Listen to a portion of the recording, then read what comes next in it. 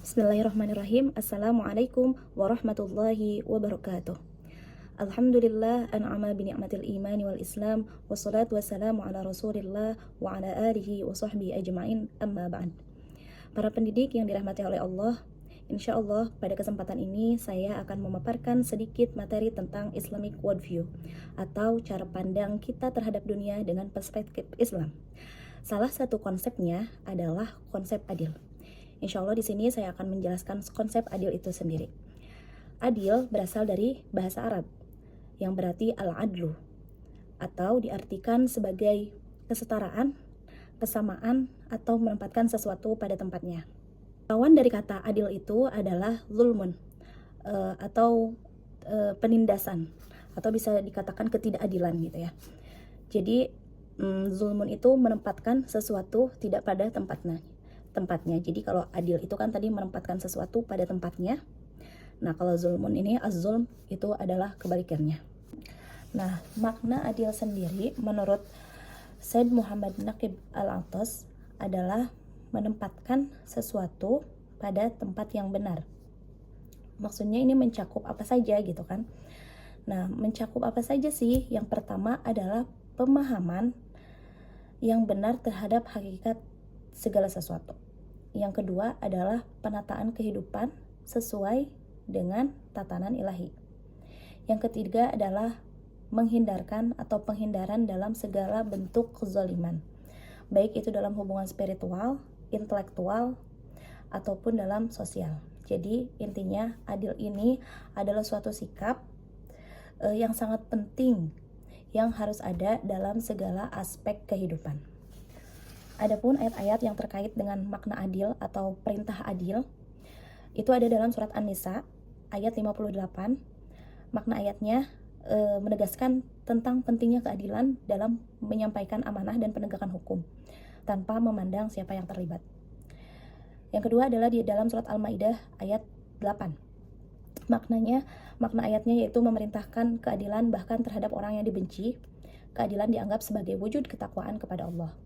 Ada lagi Al-Hadid ayat 25 yang makna ayatnya menunjukkan bahwa tujuan diutusnya para nabi dan kitab-kitab suci adalah menegakkan keadilan di tengah umat manusia.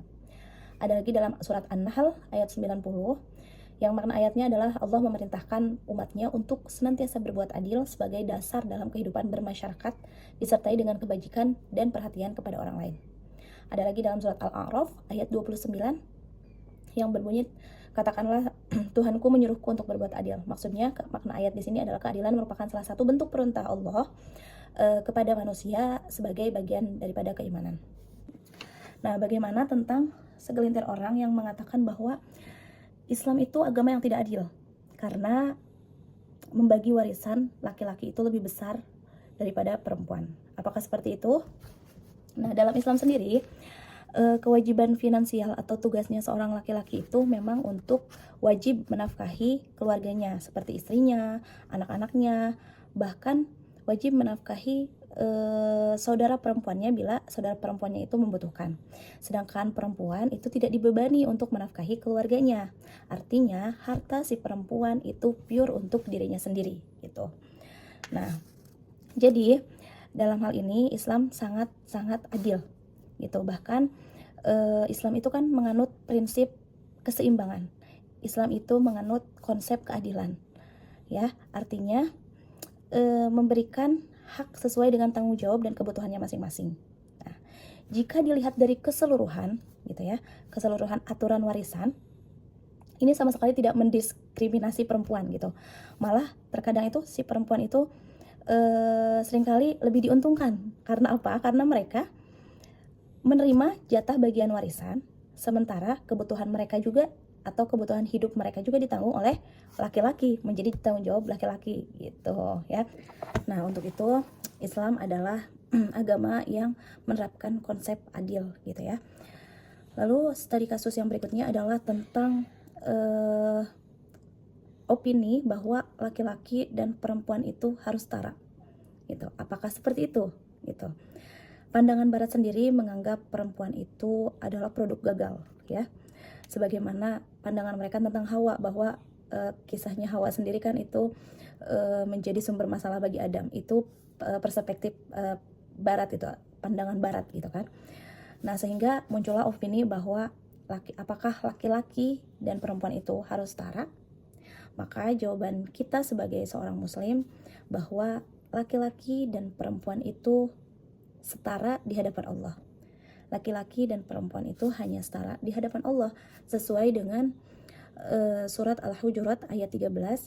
A'udzubillahi minasyaitonirrajim. Inna akramakum indallahi atqakum. Bahwa sebaik-baiknya kalian di sisi Allah adalah kalian yang bertakwa gitu ya. Jadi bagaimana sih kita harus setara di hadapan Allah itu? Yaitu tadi, kita harus bertakwa agar kita setara di hadapan Allah. Lalu apakah di dunia ini kita harus setara? Maka jawabannya adalah tidak mungkin. Di dunia ini laki-laki dan perempuan itu tidak mungkin setara. Karena secara biologisnya saja wanita itu dibebankan menyusui, ya kan, mengandung, menyusui, melahirkan gitu ya. Dan laki-laki tentu saja memenuhi kebutuhan si perempuan gitu, mencari nafkah dan sebagainya. Tentu dalam biologisnya saja si perempuan ini berbeda dengan laki-laki gitu kan. Nah, dalam Islamic worldview tentu kita sebagai seorang muslim dengan sangat lantang mengatakan kita tidak setuju dengan kesetaraan. Tapi jangan sampai di situ. Kesetujuan muslim dengan kalimat setara atau dalam bahasa Inggris itu equality harus dilawan gitu ya. Harus dilawan dengan kata harmoni. Apa sih harmoni? Harmoni itu serasi. Artinya saling melengkapi. Sebagaimana tadi kita dijelaskan juga tentang warisan. Mengapa warisan itu 2, laki-laki 2, perempuan 1, itu karena saling melengkapi. Si laki-laki sebagai qawwam ya, dia sebagai pelindung bagi perempuan gitu kan. Sebagai pemenuh nafkah gitu, pencari nafkah untuk memenuhi kebutuhan perempuan. Tentu saja itu akan disempurnakan dengan pembagian hak waris yang lebih besar. Nah, sedangkan perempuan hartanya tetap miliknya dan segala kebutuhannya itu dijamin oleh laki-laki.